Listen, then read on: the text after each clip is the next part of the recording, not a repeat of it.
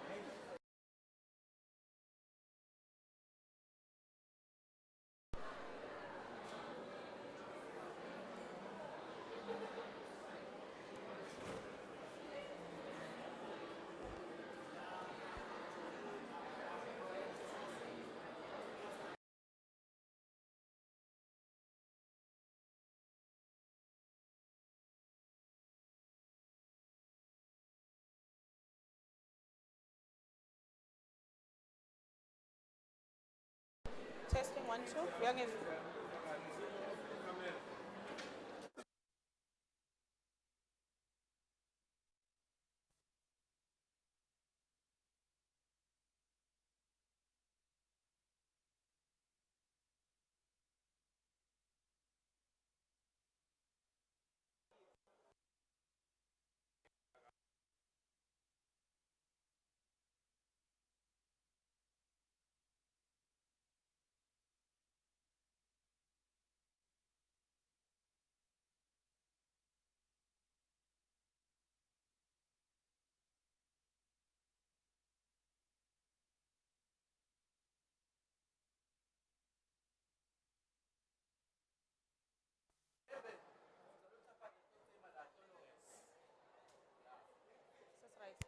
Testing 1, 2.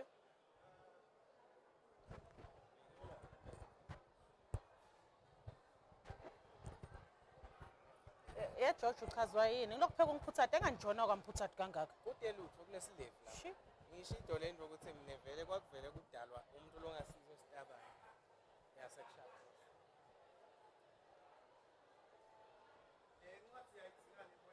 lena ngiyayidzinga mina yami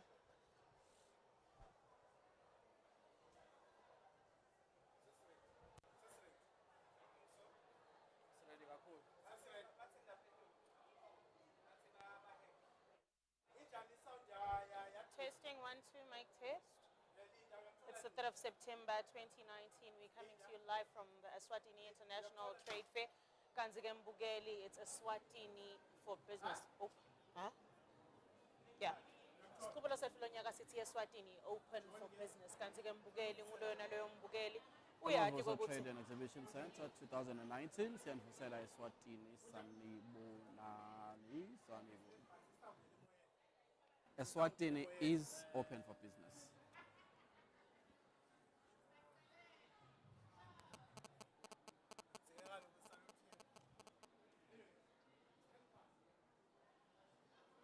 uhleli njani? Uhleli kahle nemkhona? Uhleli kahle?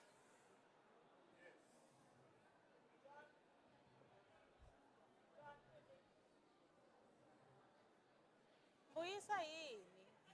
Buyisa. Ayibonakali? Cabos, the problem ayibonakali?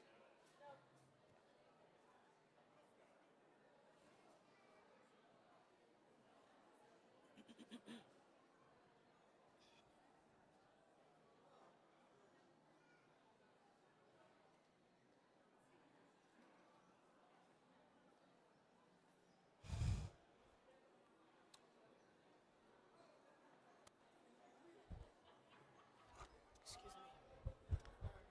It's the 3rd of September 2019. Once again, it's that time of the year. It's a Eswatini International Trade and Exhibition. Eswatini International Trade Fair 2019. We're at Exhibition Hall 2. Kanzike, we're coming live to you from the Mavuso Trade and Exhibition Center. It's a very good afternoon and a welcome to the live broadcast.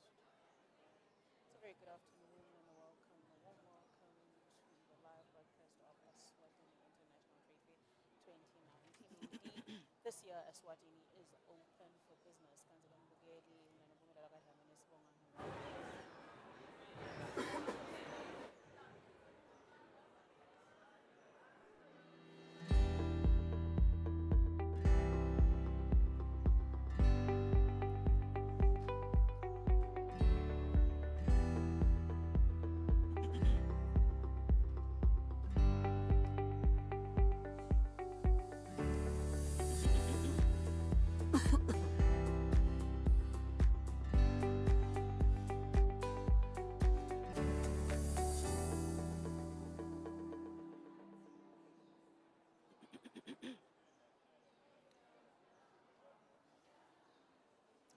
Asenivusele maswati lamahle ke embukisweni walonyaka wanga 2019 Eswatini International Trade Fair yanga 2019 sithi asenivusele maswati lamahle sengomsakazo lapho sikanekise khona ke eMavuso Trade and Exhibition Center kumbukiso ke wemashumi ngelasihlanu namunye i-51st edition yalombukiso walonyaka lehamba ngaphasi kwesicubulo ke lesithi Eswatini is open for business. Sicela ke nihlale phansi maswati lamahle sengelo ke lithuba lekuthi ningabukela ke umbukiso walonyaka lapho khona ke sengomsakazo sinikhombisa ukuthi ingabe vele siniphatheleni noma ke mbe kwentekani sinikhombisa lokwentekayo khona ke Mavuso Trade and Exhibition Center kutaba ngema-hour amabili sihleti nani esekhona ke la Mavuso Trade and Exhibition Center ngihamba nemlingani wami la ngembita ngadudli ngonompumelelo Dlamini Dudli angikubingelele tsatewethu ngikuphe ithuba lekuvusela emaswati namuhla Angikubingelele John, ngiphindze ngibukele nabo babukeli emakhaya kanti ke mbukeli, it is the 3rd of September 2019 namambala uqinisile John, we're bringing you the 51st edition of the Eswatini International Trade Fair. Eswatini is indeed open for business, John. Uyabona ukuthi emaswati aphume ngetinkhani nguloyo naloyo umuntu okhomba la kwendako njengoba phela abaphasi kwaso sicubulo sethu lesithi Eswatini is open for business. Dudli ngidawuthini it is very very exciting to be liswati at this time lesiphila kiso, you know. Mawubuka tintfo letentekako nguletintfo letimbandzakanya wonke muntfu, and I'm witnessing an atmosphere of commitment from Eswatini, from the business community, from stakeholders in the Kingdom of Eswatini, to basically say Vision 2022, akasilo nje liphupho, you know. What we see here, mabuka ema exhibitors and the people that come here in numbers in terms of kutobona nje ukuthi ngabe eMaswati enters in, uyabona lokuthi lukhona loligcoze eMaswatini ukuthi vele siyafuna kuya ku-2022 kuphuma ngisho nalesihamba ngelibhoko Dudli sitawubuka lokuthi vele mbambambamba kwentekwani eshowini yatiwa ngeshow i-trade fair. So eMaswati bogogo nabomkhulu bakhona base-trade fair, and I think one has to mention Dudli, and then maybe also just to say bayethe to their majesties for making sure lokuthi i-trade fair ivulwa ngiwo emakhosi akusiwo nje umcimbi wamabhizinisi lapho khona sibona abo-CEO nabo-minister. His Majesty personally takes his time to come here to officially open his event and to make sure that he gives us another direction in terms of policy ukuthi sifisa ukuthi kwendeke ini. And one of the things he said on Saturday when he officially opened the Trade Fair 2019 was that engathi ubakhashane lo August kungaba njani Maswati ukuthi siyende kabidlala noma kathashwana umnyaka omunye lokusendeke futhi siphinde sitibute nokuthi sititshele singamaswati ukuthi we need to start thinking now in terms of making sure ukuthi kumbe singayibona libonjene singayibona kumbe eshiselweni i-trade fair ngaMarch noma kumbe ngaJuly or even June sometime. Kunjalo John, kanti ke nawubuka le ndlela eMaswati enda ngayo uyabona mbukeli ukuthi nasikhumbula nje John ku strategic roadmap yethu nayikhuluma indvuna yethu ekuthengiselana lapha eveni laKangwane babekhumalo wabeka ukuthi for live laKangwane ukuthi lithuthuke. One of the things that we're looking forward to is the registration of companies and their licensing in just one day. The ease of doing business. Yes, the ease of doing business. That was one of the things that we're looking forward to as a nation. Westbili, he mentioned Guti, we're also looking forward to trade area le competitive. Singemaswati uyabona ukuthi eMaswati nawo atimisele kuhambisana naye kulowo mgomo. Wesithathu that was of interest to me was the operation of border gates aid for 24 hours just for the trading of us with other countries to be easier. So uyabona ke mbukeli ukuthi nawe nalilithuba lakho ukuthi nakuthiwa Eswatini is open for business nawe awukasali ngaphandle. Bunjalo Dudle, eMaswati kumbe ngacabanga ukuthi masithi Eswatini is open for business sisho ukuthi kumbe tinkampani tangaphandle tivumelekile ukuthi tingeta titovula amathuba emisebenzi eSwatini. But the honest truth about Eswatini is open for business kusho ukuthi wena uliswati uhulumende uthi nawe libone lithuba lakho lokuthi ungayenda ibhizinisi yenda lokuthide noma ngabe usemaphandleni noma ngabe usedolobheni tikhanze wenda lokuthide just to make sure ukuthi siya contribute akuthende live likhule. And I think the other thing, as you were talking about the issue of us being competitive as a country in the business arena, ngilento yokuthi asikhicitele ukuthengisa lokwashiwo ngiyo indvuna yetiko letekuthengiselana mancoba khumalo ukuthi let us be an export oriented economy. Lo kusho ukuthi lokusilana nje singumsakato, how are we as Eswatini TV positioning ourselves to be an export driven economy? Lo kusho ukuthi kuyasijabulisa ukuthi kubonakalisa ukuthi siyathi ukuthi kumbenyalo ngiyabekisa le SADC Iron Africa tindzaba tasekhaya eSwatini masitikhicita la sekuyabonakala ukuthi ngaphandle baseSwatini bendekani nasemathubeni emisebenzi eZimbabwe sebayabona because there is now this regional command of the sharing of news through what we are doing even as Eswatini TV.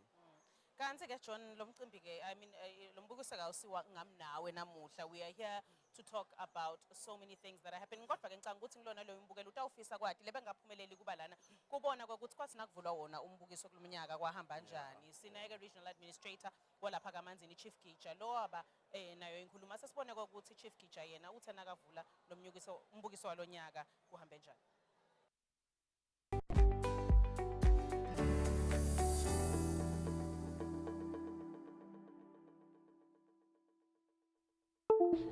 Mntwana Nkosi kunomsebenzi omkhulu lo sukunyiswa ngalokho semthethweni ngwenyama la kaManzini namuhla esifundzeni emakhosi la kacela ukuthi usibuke Mntwana Nkosi kumbe nje ungathanza kusho lokuthita ngalokuthi lo msebenzi lana kusukela waba khona ngiyabona sewes 51 lomnyaka solubanjelwa kaManzini sifundza ngethemba singathanza ukuthi bongela kubo bonke labathinzeka kulo msebenzi. Asibonge Perez, sibonga kuwo onke amaswati, sibonga nakuye uhulumende wembube ukuthi lo msebenzi ungapheli imandla wonke iminyaka uba khona. Lo msebenzi isikhathi esiningi noma ke onke amalanga wonke iminyaka wentelwa la kaManzini. Manzini siyatibongela nathi siba kaManzini ukuthi wentelwa kithi kodwa nakusho ukuthi wakaManzini welive lonke. Lokwendela kithi nathi kulicapho kithi phindze futhi sibonga ukuthi nawula kaManzini geographically Manzini vele uyi-center yaleti godi tonke letaKangwane ukuthi wendela kithi ke siyabona nathi sikhuthaza naManzini nje wonke ukuthi abe bantu labatiphatha kahle nalomsebenzi wenkosi ngoba nje ngwenyama yeta namuhla abantu abatiphathe kahle kube nekuhlonipha sikhombisa isithombe lesihle nenkosi ihamba ijabulile bathi ke umuntu omzana akajabule ekhaya lethi inhlanhla iyavuleka tonke kuhambe kahle konke kodwa ke noma wendela kaManzini ngithanza kuveta nje ukuthi kusifiso sethu nathi siba kaManzini ukuthi awungagcini la kaManzini awuphinze wehlele naleti godzini kukhanje kuthiwe nje lo entelo libombo ngana mnyaka nangu siselibombo siyabuka phinde sibuya kaManzini sengumhlabhlangene kodwa lethi godi nakuthi tente ngalesitobuthi lubombo ufika njani timbudu ufika njani tinkomo lokuyinto lesingakala kokuphakamisa umnotho phindze futhi wehlwe eshiselweni sibuthi inshiselo na idigabathisa ngani wehlwe kawo njalo sibonga lokho nako sibaka amanzini athi ukuthi umsebenzi wentela lakhe isikamanzini. Kumbe nje lokunye mntwana Nkosi lo msebenzi ubanjelwa ngaphasi kwesicubulo lesithi Eswatini is open for business. Ngabe kuwe njengemuntu lomdzala lobuke esifunza na lophindze kumbe abesikhulu kufika kuthini kuwe masikhulumisa lesicubulo lesithi Eswatini is open for business kumbe nje kuchazela eMaswati nawatatu ubona ukuthi angena kuphi? Ngiyabonga ukuthi usivete lesicubulo sibonga kubo baholi belive ukuthi bangemahlahlandlela kusinikana imicondo ukuthi live singaliphakamisa njani. Live lingaphila njani singathuthuka njani sisonke lesicubulo lesithi Eswatini is open for business ngekubuka kwethu thine nje sibaka amanzini kusho ukuthini lokho kuyadzinga umuntu wonke aku-understand kusho ukuthi lonke liswati aselitimbanza kanye nokuthi sivule amabhizinisi asingabuki ukuthi sibheke bekuhamba bete batovula amabhizinisi la ngekhathikisi asesibuke thina ukuthi yini lesingakwenda ngekhathi kuvula ibhizinisi bese kusupply Africa yonke.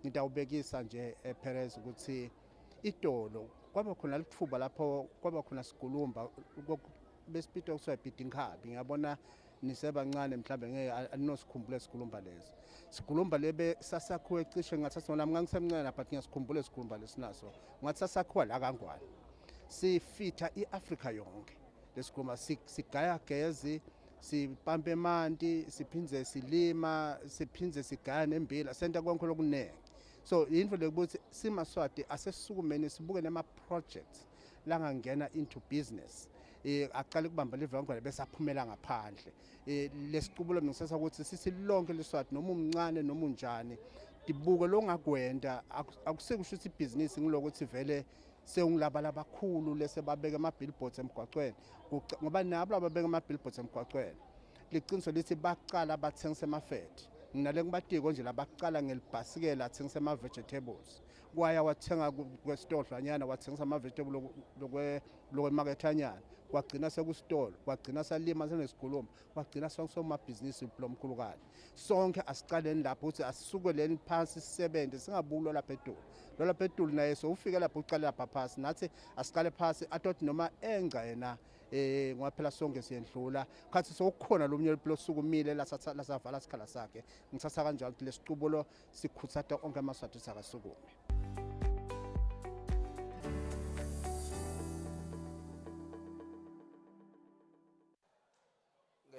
Mavuso Trade and Exhibition Center ngumntwana Nkosi Gitsha ke loyo longumphathi wesifunza ke salapha ke kaManzini lesamthola ke ngaphambi kokuthi kuvulwe yona ke umbukiso walonyaka Eswatini International Trade Fair nga-2019 akhuluma nje kwemukela ke sive seMaswati njengoba ke lo mbukiso sathi lokuthi soneminyaka le-51 kusukela waqala ke kubanjelwa la edolobheni la kaManzini kusukela ke eminyakeni lapho khona ke nathi kumbe besisakhasa bokade ubanjelwa ke lapha ke endasi kaHelemesi ngiyathemba uyakhumbula kaHelemesi Duhle nobesemncanyana ngaleso sikhathi nami nje ngithena sengivule emehlo ngayikhanza seyingala uyikhanza seyingala ngikhanza seyingala na John kodwa nje lokuhle nguloko ukuthi uyabona ukuthi each and every year it gets bigger and bigger and we're having different people coming into exhibition every year kodwa ke John lenkubambile lokusho ngumphane Nkosi ukuthi he's looking forward to seeing umkhangiso live kumbe i-trade fair iba khona in each and every region hoho Manzini Shiselweni and Lubombo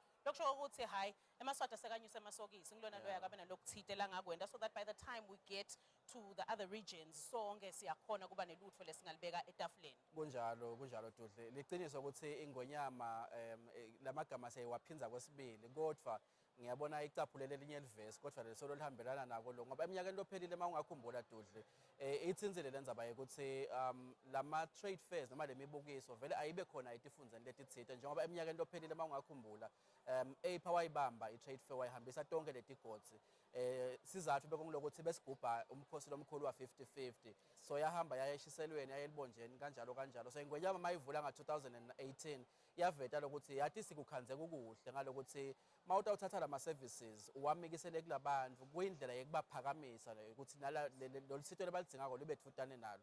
This year nga-2019 mayivula shothi kulo mgcibelo lophelile ithe ingonyama njengoba senke ngaveta ngaphambilini ingazuthi lo August ubakhashana kungaba njani ukuthi siyende siphinza phinze lokungiloko umfana enkosi Gitsha lebekathi akhuluma ngako lokuthi angajabula nanaye njengemphathi wesifunda sakaManzini ukuthi ke umbukiso ungagcini nje la kaManzini ugcine ke sohambelana letinye ke tifundza. And I think broadly this speaks to government's policies and objectives around issues of decentralization ukuthi ke lusito aluye ke kubantu labasekhaya dudu kumbe bangathanda ukubona ukuthi trade fair imenjani. Kunjalo John njengoba phela ashida umphane nkosi ukuthi we are going into the different regions very soon. So asesilungiselele neshiselweni ibone ukuthi emakhulunywa ngembukiso kuyaye kube njani. We will have Sihle who's our tour guide showing us ukuthi kuhamba njani kumbukiso walonyaka.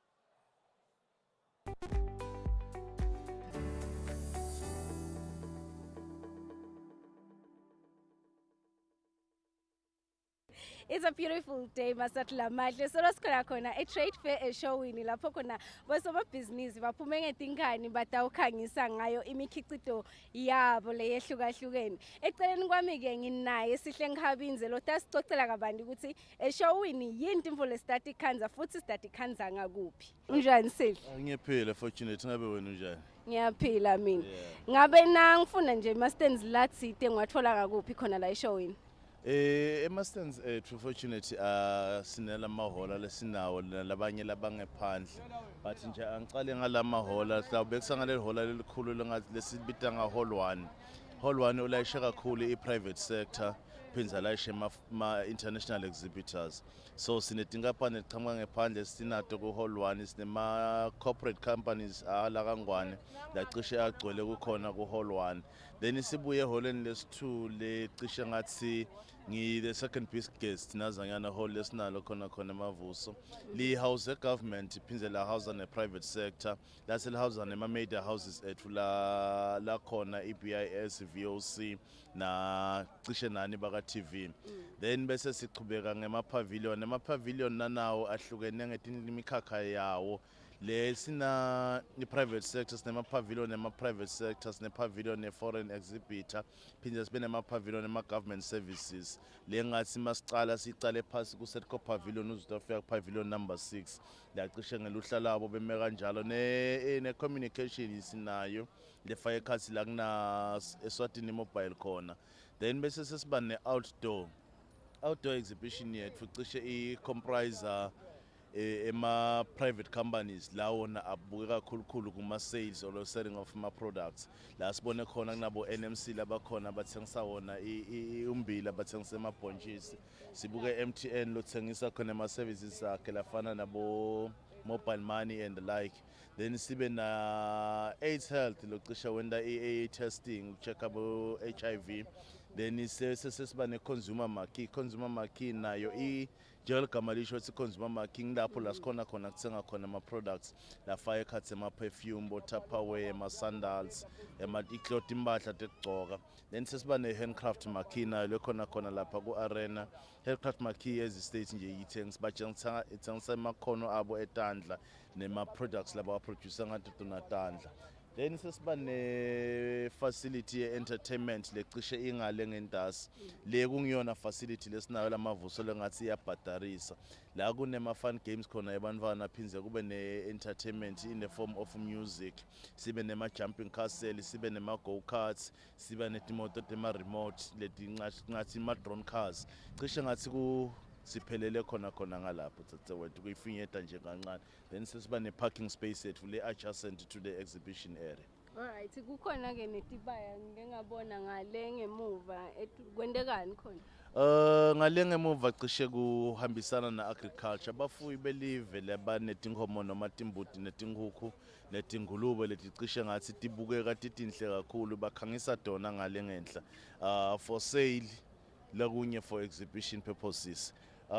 cishe babaningana khona ngale ku fire cars njengoba sengibalile kusinale tinkomo netimbuti nato tingulube netinkukhu tasemakhaya ema-Morris and the like laba kuthengisako lokunye bayakukhangisa ukuthi umuntu abone ukuthi belimbakisi bakangwane bakhicitana cishe ngathi kanjalo nje in a nutshell.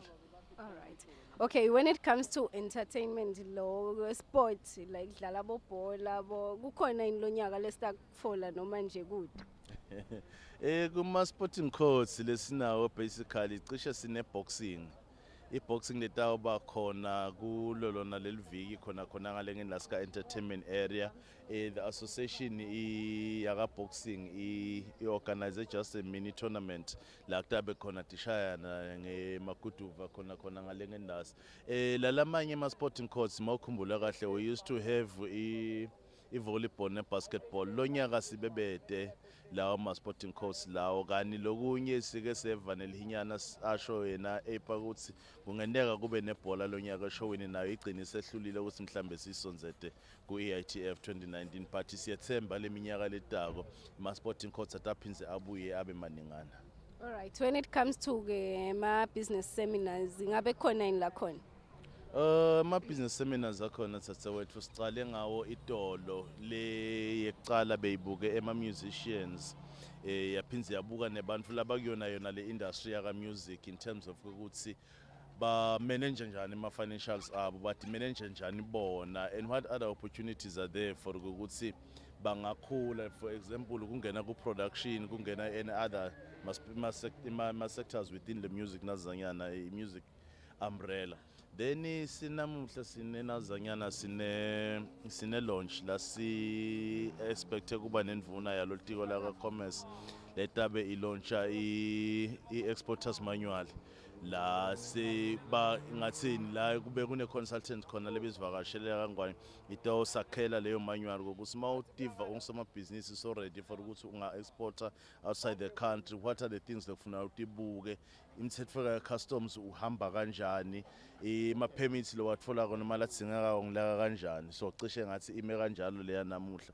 Sitaqhubeka ke sibe nawe ma-seminar for the whole week la sikhathe khona ne-Ministry of Commerce ukuthi sendele i-seminar lecishe ibuke khona ema-entrepreneurs ayihambi yodvana ke ngathi khona libhanga lehamba nalo lebatabe babuke ama-services labawa-provider for ama-entrepreneurs.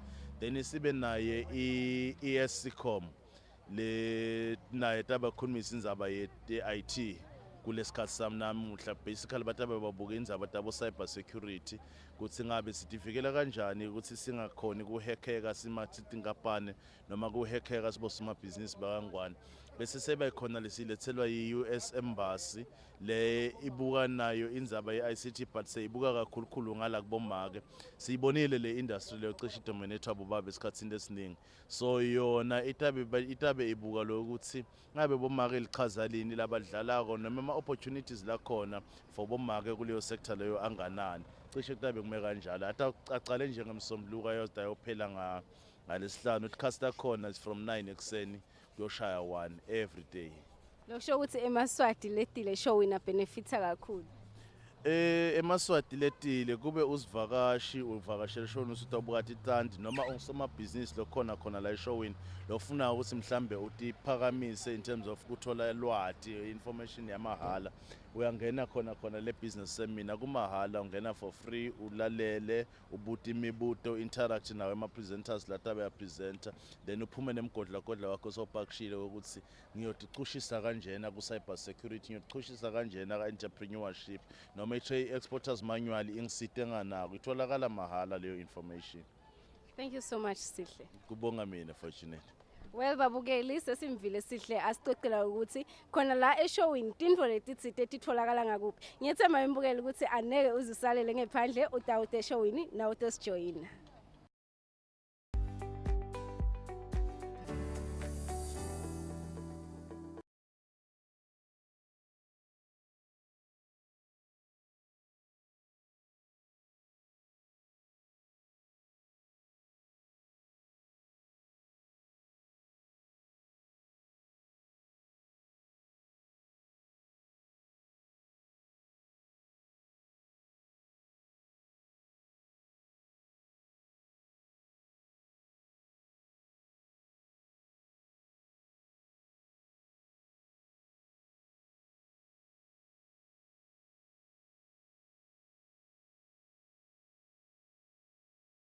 Trade and Exhibition Center nga 2019 tinzatfu ke tinsuku kule nyanga yenyoni sethemba saphilile eMaswati kuphina kuphi lapho lomsakada uthola khona ke lomuhla emini yantsambama besithi nje asinifake emjonseni kunikhombisa ukuthi trade fair lonyaka noma umbukiso walonyaka ungani Kuyasithokozisa kubona ke inhlangothi letahlukahlukene tikhonjiswa ke kulombukiso kunebantwana njengoba ke sibabonile kunekwekudlala batali labangafisa kubaletha ke bantwana babo e-trade fair bangabaletha sibonile ke ma-exhibitors nakhona kunengilokukhangiswako lokulisito ke nakhona esivene kunema-service providers lamanyenti longakhanza ukuthi esikhathini lesinyenti kufuna ukuthi ugibele ibhasi uhambe ke uye eMbabane noma kumbe uye kulelo hlangothi lapho bakhona khona naletinye ke tintfo letilusito eMaswatini letita ngendlela lekutayibita ngesilumbi ukuthi innovation tintfo lesingazange sesitibona ke trade fair tiyatholakala la eMavuso Trade and Exhibition Center sibonile ke nema-seminars ikakhulukazi siyibona ke itolo njengoba ke sibona bo DJ Cleo babuthise ke ama-artist nesive seMaswati kusifundisa nje ukuthi how can we make money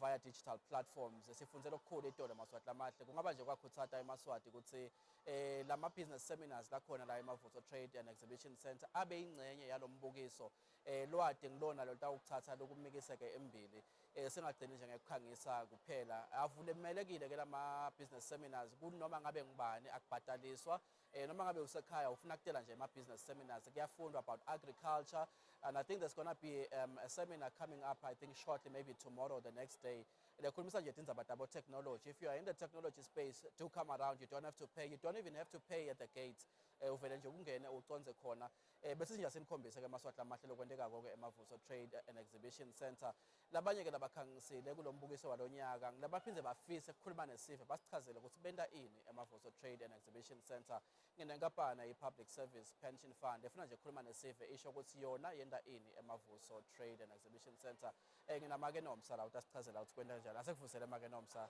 emsakatweni Eswatini TV namuhla imini yantsambama siyavusela eMaswatini onke PS ngiphindze ngivusele nawe sibonga kakhulu ukusivakashela neyingxenye yombukiso we-Eswatini International Trade Fair 2019 Eswatini is open for business ngabe kini kusho kuthini lokhu make nomsa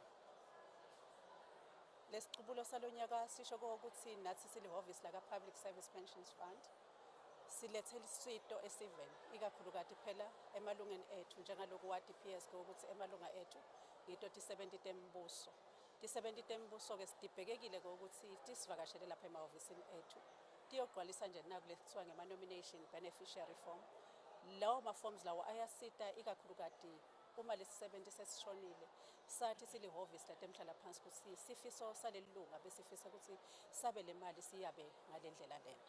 Yes kuma nje kuba khona kwena trade fair ngabe kusho ukuthini kakhulu eMaswatini njengoba ngiyangabeka ngaphambilini kunetinkulungwane teMaswati letako labanye bathethe i-leave bathi nje ngifuna kuyobona ishow bangasitakala njani kumbe mangabe nikhona la e-trade fair ayasitakala kakhulu emalunga ethu ikakhulukazi lawo labeka sebenta khona kahulumende lasebathatha umhlala phansi njengaloku phela siyavusetela ukuthi basaphila njengaloku hlelo lwabonyalo lokuthi bavusetele ukuthi basaphila noma ngesingisi they are still alive lokho lesikubita ngokuthi yi-verification process nakhona ke lapha estandini sethu njengaloku phela emalunga nawo ayasitakala ngokuthi ayakhona ukuthi abuke luhla lokuthi ngabe eme kanjani nakulesikubita phecelezi ngokuthi yi-benefit statement bayakhona nokuthi bawathole cishe onke ama-services lakatholakala emahhovisini ethu lathe cithisaka kuma-regions nakhona e-head office lukhona lusito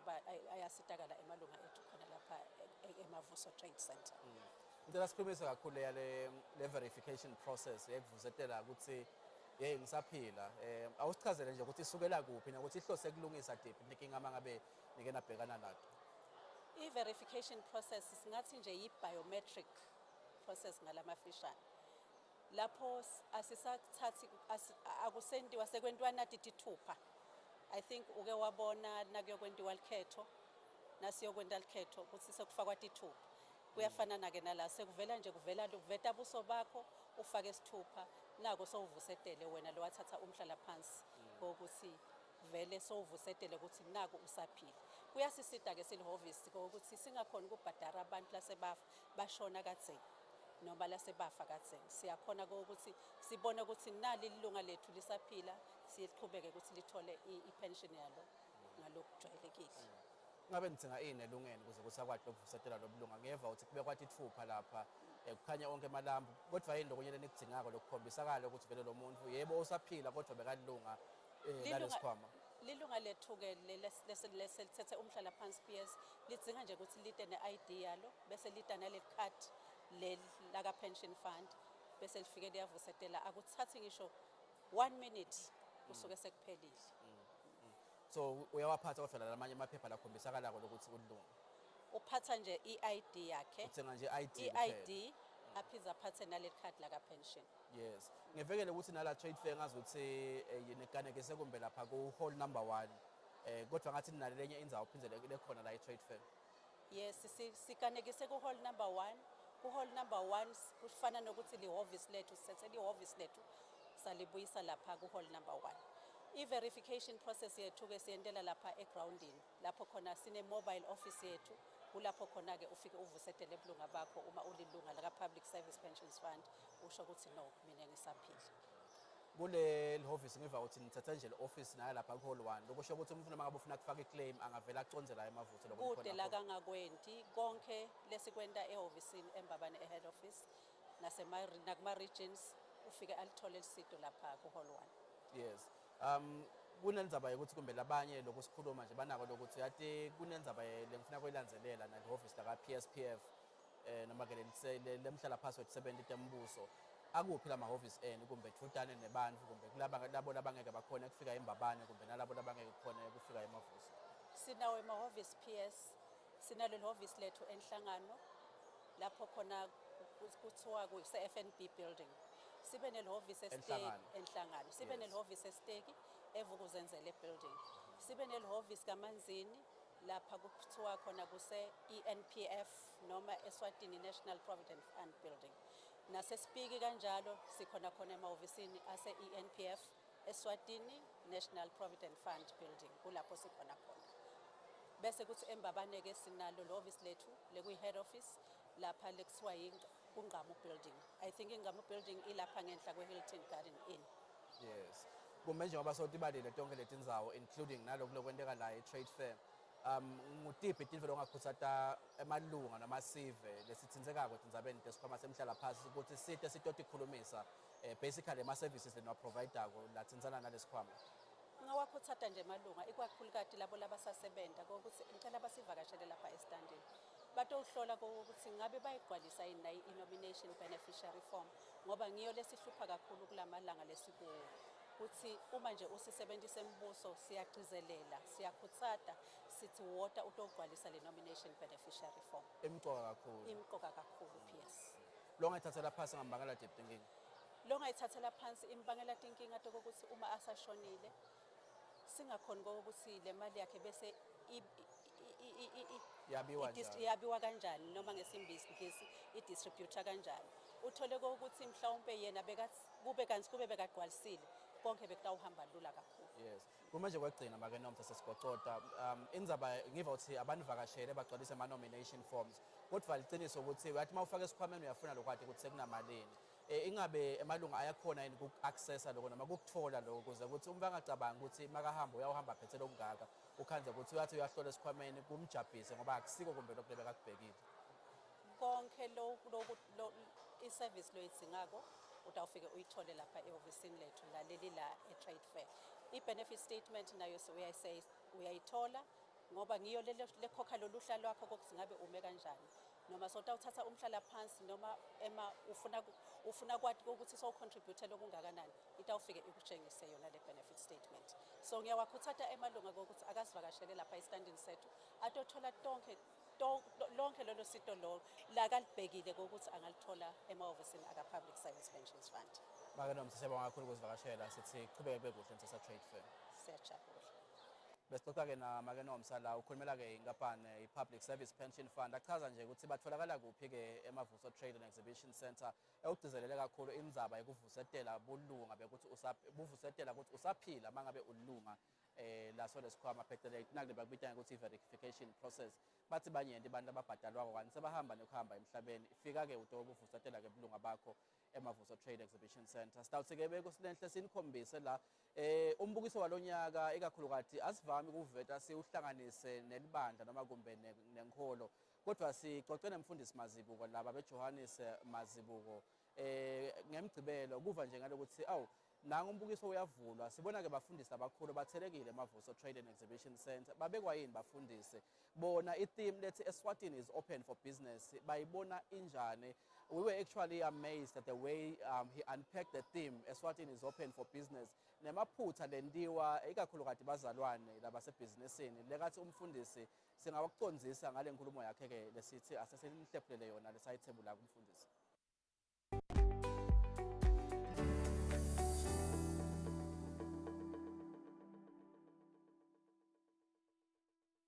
Mfundisi uyaqala umsebenzi namuhla sivela ngandlebenye lo uthi ngazi ukuthi kumbe nawe uthatha lo msebenzi uphakamise emazulwini ngabe ufuna kumbikela kuthini umdali ngekuvulwa kwalo msebenzi. Asibonge Pires kuthandaza ngiyona sisekelo salelive la kaNgwane emakhosi kube into la iphakamisako emicimbini ke lefana nale sekuthandaza ngoba siyathandaza ngasense kodwa sekuthandaza ebaleni nalomunye eve kokuthi tisekelo talelive tisekelo temabhizinisi tikuNkulunkulu. Liqiniso mfundisi ukuthi umbukiso walonyaka sowubanjwa kumbe kwemashumi lasihlanu namunye umnyaka ungachaza nje inzima kumbe ledlalwe ngemabandla njengoba nawo ngulomunye walabasebandleni isikhathi lesithe emabandla adlala inzima yini kwesekela nekuthuthukisa umnotho walelive mfundisi. Asibonge Pires umuntu angasho ukuthi njengoba phela eminyakeni lophelile besigubha eminyaka lengemashumi lasihlanu live lathola amazibuse nengwenyama yatalwa intuthuko eveni la kaNgwane ite nelibandla na ungabuka letindzaba tetikolwa tichamuke nelibandla ngilo libandla lelethe intuthuko labuye lakhuthata lokuthi bantu abafunze kuvuleka ingqondo kutobela imiqondo ema-ideas ekuthi thuthukisa nekuthuka njengelive. Ngabe mawusiva lesicubulo salonyaka mfundisi sithi Eswatini is open for business ngabe kuwe njengemuntu losebandleni kuthini kuwe njengemfundisi nalabo kumbe labasebandleni emakholo. Pires kungaba ukuthi siyambonga uhulumende wembube ngekuthi abeke tingcaca lithini letiqhamukena lesiqubulo lesinjengalesi ngoba sikhathi lesinenge nawuta trade fair beqabanga qajanga kuyinto yebantu bekuhamba kepha nasekuthiwa it is open to all kusho ukuthi nalophethe ludinzi edlangeni utawukhona kutota ku trade fair nalophethe emaqansi asuka kalavumisa utawukhona kuqubungule kusimamise lo mnotho welive la kaNgwane ngoba Pires live alinawusimamiswa bantu bangaphandle ngoba mzukwana sadecide kuhamba sawusala sebalele nakusukuma eMaswati kuphakama the indigenous Swazi business people umnotho utawusukuma. Kwegcina nje mfundisi isikhathini lesinyende sibona amabhizinisi ayaqala ikakhulukazi lawa lamancane kuthiwa kumbe akamcethe 5 years sekaphangalele ungathini kubosomabhizinisi ngekuthi kumbe basadrowa ama-business plans nekwenta lokwa nalokwa kube netisekelo kumbe letitsite letingenhla kwaloku lesikwendako ngekucabanga kwethu. Pires kubili lengingakusho kwekuqala bantu bakithi babulawa kujaka kuthola imali uthi angabamba nje imali ushintshe wardrobe ushintshe amasondo ushintsha lokwa nalokwa le business ingakasimami le business isesetikweletini mina bengingathi umuntu akasinakasungula ibhizinisi abe nesiqiniseko ukuthi tikweleti laqale ngato le business uyatibhadala angakati thuthukisi yena athuthukise le business itokhona lokusimama ngiko lokwenda ukuthi emva kweminyaka lesihlanu khande ibhizinisi eyifadabele. Kwesibili umuntu akamethembe uNkulunkulu ngoba sikhathi lesinenge kwehlukaniswa lisonto nebhizinisi ibhizinisi siyayithandazela kuphela abantu abasina bayichube ngema-principles ekukholwa kungetuba nekukhwabanisa tawusimama umnotho welive. Sibuyela maswati amahle eMavuso Trade and Exhibition Center liqiniso benkosi lenhle ukuthi sengakwenda konke lesifisa kwenda emaphupho lesinawo silive angeke aphumelele uma singawaphakamisi siwabekeke kulomdzala wethu insuku umfundisi Mazibu ubeka yona leyo ukuthi konke lesinako lesikwendako sikuphiwa nguyesimakathe nasevini lakhe uyasho ukuthi ke asibeke konke lesikuhlelile yena ke uyabeseke soyakuphumelelisa sethemba nje ukuthi nemiyalo sesiyivile maswati lamahle ikakhulukazi uyukhanze ukuthi bayasithandazela abafundisi amabhizinisi aphumelele kodwa bese kuba nema-principles amabhizinisi lesingasawa-manage noma lesingasawa-apply ukhanda sekaphindeka ayawa emabhizinisi bekanxusa lokho nje umfundisi ukuthi asihlelembise le tinto ngendlela letentiwa ngayo ebhizinisini singabese kumbe sithi siyakhola sitawuthandaza leto tinto tilunga ibhizinisi asichubeke siyihloniphe. Umbukiso walonyaka uvulwe-ke ngalokusemthethweni ngemgcibelo uvulwa-ke ngwenyama inkosi Mswati wesithathu lapha ngendasi-ke groundini elikhulu eMavuso Sports Center. Lo mbukiso-ke ulungiswa-ke luhlangothi lolungaphansi-ke kwelitiko-ke letemabhizinisi netekuthengiselana i-Ministry of Commerce, Industry and Trade. I-Eswatini Investment Promotions Authority le-task noma kumbe lethunywa nguhulumende ukuthi aseyithuthukise-ke temabhizinisi ekhaya Eswatini kungaba i-domestic or international trade bese-ke iphindza isebenta-ke nendzaba yokukhanga-ke bosomabhizinisi bangaphandle pheceleti i-foreign direct investment, which was or is the original mandate of the organization. Sithe kasibameme lo muhla kuva lokuthi awu umbukiso walo incolisa amaswati amahle engathi kukhona lokho ngihlaselako la. Sithe asikhulumise indzaba ye-Eswatini International Trade Fair in context of the theme Eswatini is open for business. Ingabe sipa noma ke apha uthini ngalombukiso walonyaka. Dokotela Khanyisile ngikubingelele dokotela ngikuphe ithuba lekuvusela eMaswati namuhla. Ngiyabonga ngokungimema ehlelweni lakho kumnanzi kuba nawe ehlelweni ngiyavusela malangeni. Sibonga kakhulu dokotela Khanyisile liqiniso ukuthi sekunenge lokwendekile e-trade fair kodwa silala sikhona khona i-trade fair icale ngalesihlanu kodwa kukhona lokukhulu lokwendeka ngemgcibelo dokotela Khanyisile lokwachaza ukuthi lo msebenzi sowuyaqala. Awu siyabonga kakhulu ngaso sonke isikhathi kuba intokodo yethu lenkulu kwekuthi makucala lo mcimbi kuba nale official opening emakhosi ahlala njalo asisekela abanathi nalonyaka ke kube njalo emakhosi asisekelile ngaso sonke isikhathi kusisekeleni kwabo siva sikhuthateka siyajabula phela ukuthi lilanga liphume sitokulilotha nathi silana e-trade fair ngaso sonke isikhathi usiniketa emavi ehlakanipha nensayeya sikalama sibakasipa. Yeah, dokotela Khanyisile liqiniso ukuthi sibona thina sekuhle njengaloku nje kuyaphithitela divakashi tiyaphuma tiyangena kunema-exhibitors kunako konke lokuchubekako la e-trade fair kumeje ungasiniketa sithombe ukuthi what really happens behind the scenes manning apha nisawulungiselela umsebenzi omkhulu njengalona what goes into putting together an event of such magnitude. Ungakaqali lo mcimbi it takes us about 4 months to actually plan for it. We start by actually inviting people who want to be exhibitors in the show, in the fair. And then once those have submitted their applications, there are also tenders for the partitioning of the different halls. That's another task that is there. Even inviting the entertainers, not to mention the guests themselves of the day. So there is quite a lot that is involved. And there is a number of support staff that is there that is assisting us. And by the last month, we have weekly meetings to actually to discuss the progress and the program of the day so that everything can be in order. Sifuna ukukhulumisa tindzaba leti tsinza lo mbukiso walonyaka ngiyakhumbula ke eminyakeni lophelile bese ngaphasi kwesicubulo lesithi 50 years of connecting traders lobe kuhambelana nemkhosi lomkhulu wa 50-50 welive trade fair nayo bayigubha 50 years kulowo mnyaka loyo sibuyile kulo mnyaka lona wes 51 Eswatini International Trade Fair solo yaqala kuba khona siyibamba phasi kwesicubulo this year lesithi Eswatini is open for business. You may want to expand on that dokotela Khanyisile.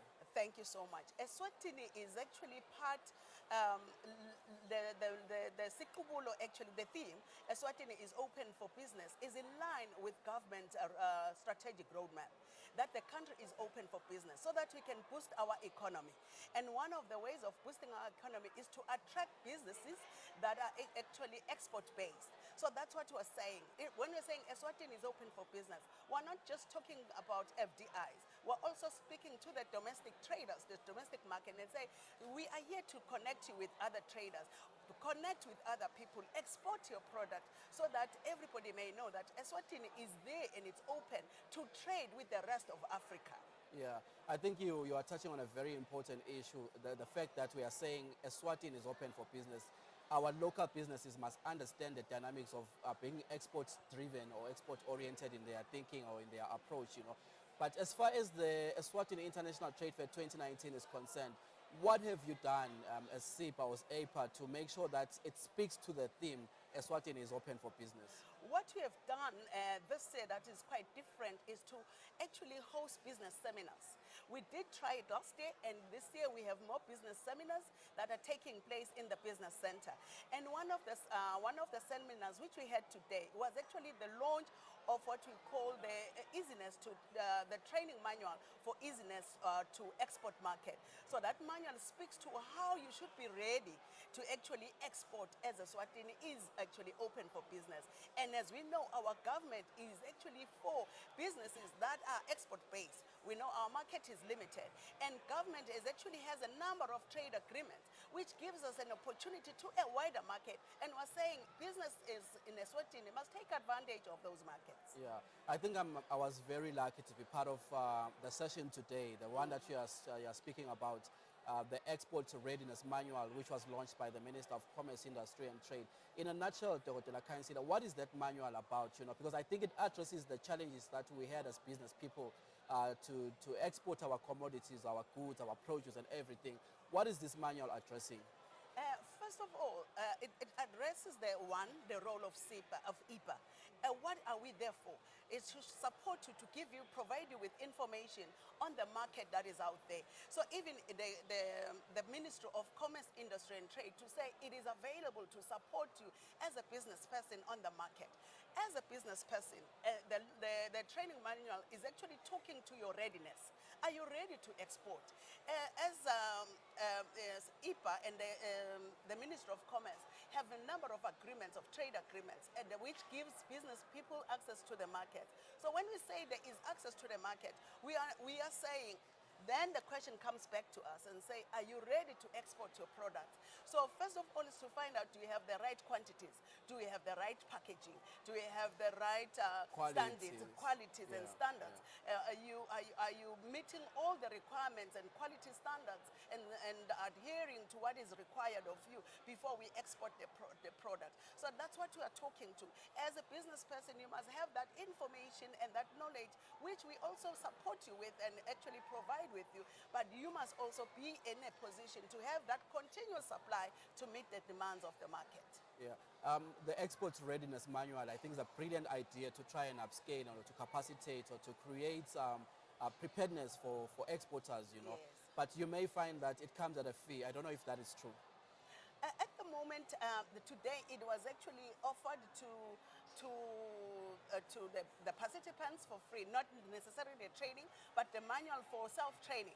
But in future, when it comes to the conducting of workshops, and I'm sure that is yet to be discussed with our funders, it might be free, it might be at a highly subsidized fee to actually attend the workshops to train businesses on how to be ready for exports. You also mentioned the issue of trade agreements which the country has with numerous markets abroad, you know, even regionally. And I think the minister also touched on this issue today, the fact that we have quite a number of trade agreements as a country.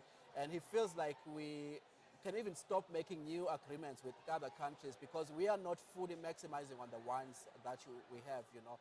And I don't know what's your take as someone that's dealing with a portfolio like this to make sure that we try and exploit maximally the opportunities that come with the agreements that we already have, you know. And I don't know what the challenges are in as far as making sure that we fully maximize on the ones that are available. Thank you actually for pointing that out. In our workshop today, it was highlighted that the major key problems business people have is that they're not aware of these markets and the opportunity, the agreements that we have. And when we speak of, especially when we mention these acronyms, the AGOAs and the COMESAs, people do not really know what we're saying. And then we realize that we have to conduct workshops where we unpack it and actually make it for the people to understand what we're talking about and the access to the markets that are out there. And that's what we decided, that we have to have awareness workshops so that people may know what we have access to as a country. Yeah, it was actually shocking to me when I heard the minister say we are only utilizing 6% of the AGOA lines that we have to be making use of, but unfortunately we are not. And I think you also mentioned the issue of the seminars, which are part and parcel of the trade fair from, I think, yesterday until the trade fair is finalized. What is the strategic importance of these seminars, you know? And I think for me, the best part of my attending here is going there and just listening to the different speakers in terms of sharing knowledge, you know. But what is the strategic importance of these seminars and who are they targeted to? Actually, it's targeted to mainly business people, but at different sectors. For example, yesterday it was focusing on the media sector because it was a workshop actually speaking on the business development opportunities in the musical. So the artists were there invited and they were empowering. So every seminar is empowering that particular sector.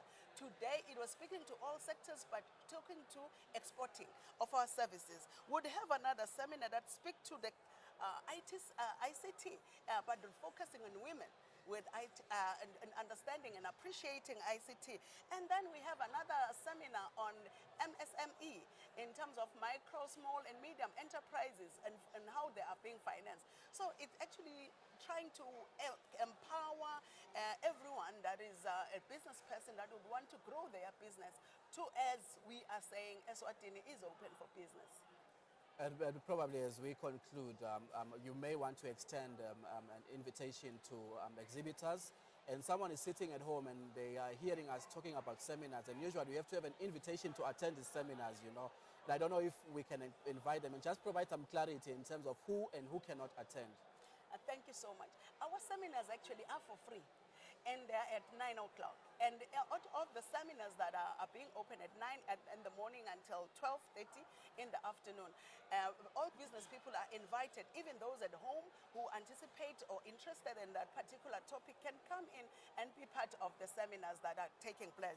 As I mentioned, that tomorrow is about bridging a gap between women and trade in technology.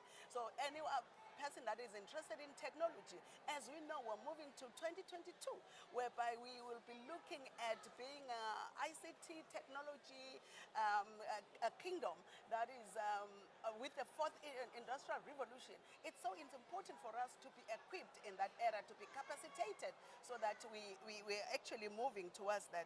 And then there's also a data protection which talks to consumer privacy and security. So that is also an important topic with anyone that is interested in terms of data protection. And then the financing of SMEs, that is on Friday. So the programs are ongoing. We invite everyone that is interested. Exhibitors are also welcome to participate, to be part of the seminars. I might as well mention that we have actually a business lodge in Hall 1, whereby business people can conduct their meetings there. That has been provided so that you can do contracts and agreements and meet over there. So that there's that opportunity, which is totally different. We have never had it before. A setup where business people can actually have meetings. Wow, wonderful. Dr. Kansida, thank you so much. And I know we can still talk about quite a lot, but thank you so much for the insight and for sharing some information that pertains to this year's trade fair. Thank you so much for coming. Thank you for inviting us. Mavuso Trade and Exhibition Center.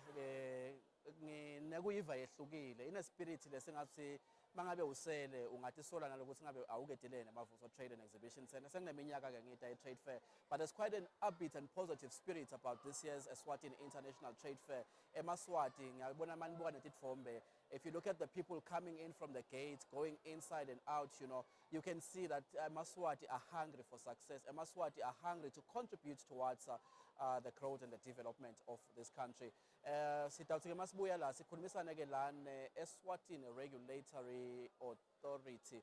Ngilabongela babukekede emcebo wemandla ukuthi ingabe how do we stabilize the energy sector in the country. There's also a seminar also, I think that's going to be touching on these issues around the energy sector in the country. I think it's also sometime during the course of the week. You may want to position yourself and come over at 9 o'clock during the sessions and just find out the opportunities of being in the energy space. We are going to come back in a short while. Mavuso.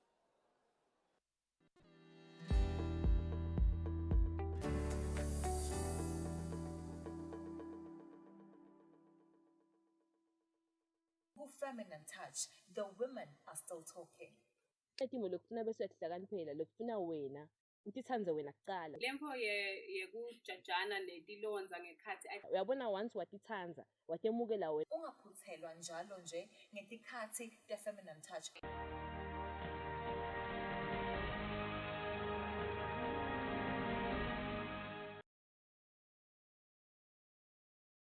Mina lemasondweni leni mfundisi niyakhola ngathi niphethetika mfundisi mina nomoya ngibhadle esondweni mfundisi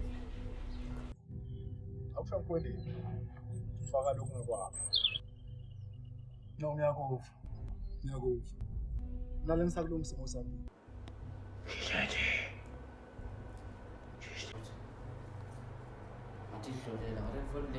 Ngiyaphila baba wena wasuka sidudla kangaka sisi usho uyakudla umnakethu la khaya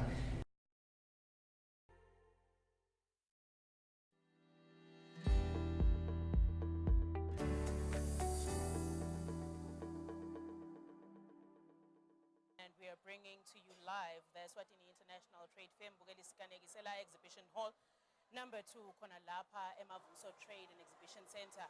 Kanzi ke Mbukeli sishito ukuthi somabhizinisi baphume ngenkani nato tinkampani tiphume ngenkani tawukhangisa ngayo imisebenzi yato. Hayi ke kuba nebuso ke lobakhona eshowini labanye abantu nabathi beta eshowini basuke bathi nje ukuthi kunebuso lobuthithela batapukhanza nalonyaka sekuphenze njalo sinaye sicelo akasimelane lobuya khona Eswatini Communications Commission sikubingelele Mnguni siphinde sikwemukele cela manje uthathe nalifuba lekuthuvisele babukele emakhaya. Asibonge Nkosi sivusele babukeli base Eswatini Television. Mnguni sicela nje manje uthi kukhumbuta kancane nje babukeli ukuthi kodwa nakhulunywa ngaye Eswatini Communications Commission usuka kukhulunywa ngayo ngoba kumbe lo munye losekhaya uyeva nje ukuthi kuna Eskom bathakade ukuthi wendani Eskom ba.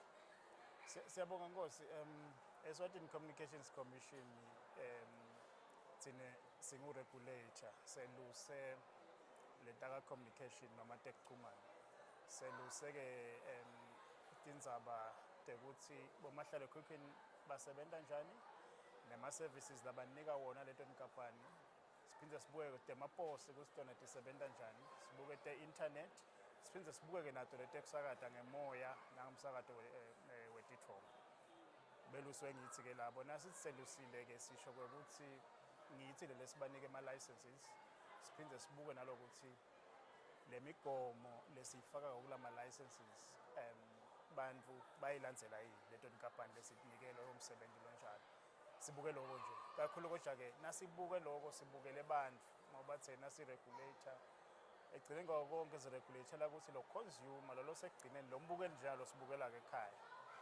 ubukela kona yini leso sithombe lomnika sona singiso yini leyo network iyatholakala yini kuleto tindzawo sibuke lokho ukuthi nesilitiko kakhulu. Nguva uthinta indzaba ema license nabongwane sicela nje manje uthi fahla kancane ngekuthi nje uchazele ukuthi ema license lesiba nawo ona kumbeleni wa distributor konine ningu Eswatini Communications Commission ma license lanjani ahluka ngani what does it take for one to qualify for a license?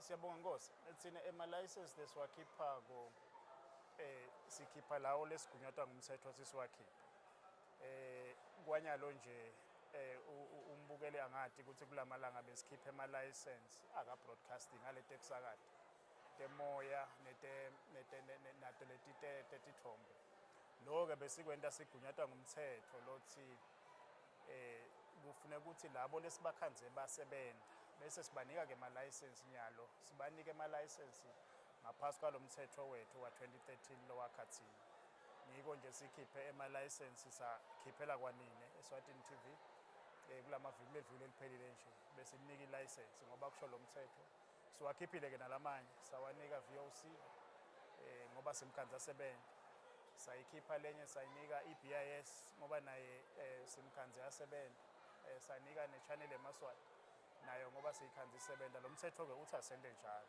silapho nje kepha ke lenye lesiyikhiphile lensha ngidawuthi yisha ilicense yetekusakata yasenyuvesi nakhona ngicela ukuchaze lokho ngoba bekunemibuto ukuthi manje kusho ukuthi enyuvesi sesitawu yakhona enisokhipha timemedelo cha ayisiyo yaloko yalabafunzi labafundzela letekusakata ukuthi batokhona kwenta ama-practicals siyikhiphele lokho nje ikhona yemsakato wemoya ukuthi batofundzela tekusakata kuyo yona-ke kufanele sitholakale nje kulama-campus lamathathu ekwaluseni nasembabane naseliyenge ingiyalo-ke ama-license siwakhipha kanjalo kuleti tekusakata kepha-ke siphinde sikhiphe nama-license aleti tincingo yiko nje sayikhipha kulo mnyaka nje sirenewe i-license ya Swazi MTN saphinde samnika iminyaka leshumi ukuthi asebenze la kangwane kulo mnyaka lo abantu batawukhumbula sayikhipha i-license sayinika Eswatini Mobile lama license ke sisetawakhipha naka-postal nje kusafune sibuye ukuthi ngekuhamba kwesikhathi sikhiphe ama-license alabo labatawukhipha labatawusebenta temaposi sisebenta loko nje ngathi ime kanjalo ama-licenses ethu. Nangase kakhona lesiwakhiphile ke nabongwane asesithi kumbe there's a new player that wants to come into the industry, what restrictions would you have? Sekhona lesetawuchubeka siwakhiphe. Ama-license ethu ke ngapheshana ehlukana kabili. Kukhona lesisi ma-individual license noma ngilawa lamakhulu latawudzinga ukuthi ube ne-network, ube netinombolo. Lawo ke awumani nje awuthi njengasesitolo ukuthi uyefika uthi ngiya-apply. Lokwenteka lapho i-commission iye yente study ibuye ukuthi le market ayime njani. Nayibona ukuthi ngathi kunesikhala lesidingakala sidinga sisivale mhlambe ngale tekusakade mhlambe ngathi amahlala ekhukhwini bese ke ikhipha simemetelo lesithi ne-invitation to apply sithi bantu aba-applye ke kunanathi khalanati lesifuna ukuthi igcwalisa kule tekuchumana sikhipha kanjalo bese kumana lawa lamancane ekufaka ema-intanethi nako konke loko leyo uyeta nje commission u-applye nangabe uyawomitha lapho lawo ama-requirements lesiwabekile ukhanza ukuthi ibhodi seyakunika leyo license ngekuphalanga lamakhulu amela ukuthi siphume thine sisho ukuthi cha bantu kenyalo sebanga-applya sisebenta kanjalo kwenkosi. Sichubulo sethu salonyaka Mpembe sithi Eswatini is open for business. Thine Eskom sibekwa yini la namuhla? Silandzela leso sichubulo ngoba kuze ube open for business kunetinto lekufuneka ukuthi tibe khona. Thine nje kuyamisa kule sichubulo salonyaka sinesichubulo lesisilethile e-trade fair lesisi data protection and privacy for consumers. Lapho sisho ukuthi nisebantu nisasebenzisa le tekuchumana yini tinto lekufuneka nitibuke niphephe kanganani ngoba kule tekuchumana bo internet niyafaka nje ninemagama enu nifake konke netithombe